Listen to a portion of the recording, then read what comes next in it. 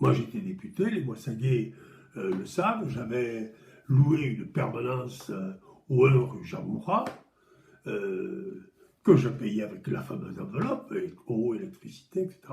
J'avais un assistant parlementaire et une secrétaire parlementaire qui travaillaient tous les jours de 9h à midi et de 14 à 18h, et qui recevaient tout au long de la semaine les Moissaguais qui avaient un problème, une remarque à faire, un conseil, une demande de soutien, les syndicats, bien sûr, les associations qui venaient discuter avec l'assistant parlementaire et, si nécessaire, en prenant rendez-vous avec le député pour le lendemain ou le surlendemain. Donc, j'ai reçu, le secrétariat parlementaire a reçu peut-être, je ne sais pas, 500 000 personnes pendant toute cette période. Et j'avais à Paris un assistant parlementaire que je partageais avec d'autres députés qui nous aidaient pour l'élaboration et le vote des lois, des amendements, etc.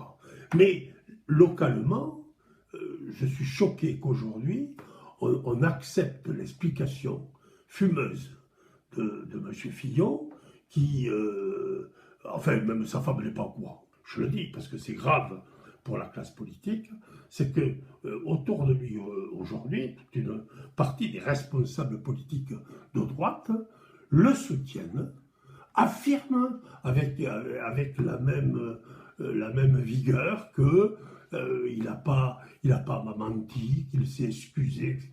Enfin, qu'est-ce que ça signifie? Ça veut dire pour les gens que toute la classe politique est corrompue. Aujourd'hui, je suis en colère et je dis, cette élection présidentielle, elle m'inquiète parce que il y aura 2 personnes qui vont affronter le deuxième tour, et je refuse l'idée que ce soit Mme Le Pen et M. Fillon. S'il y avait des élections dimanche prochain, je vote sans hésitation pour Emmanuel Macron.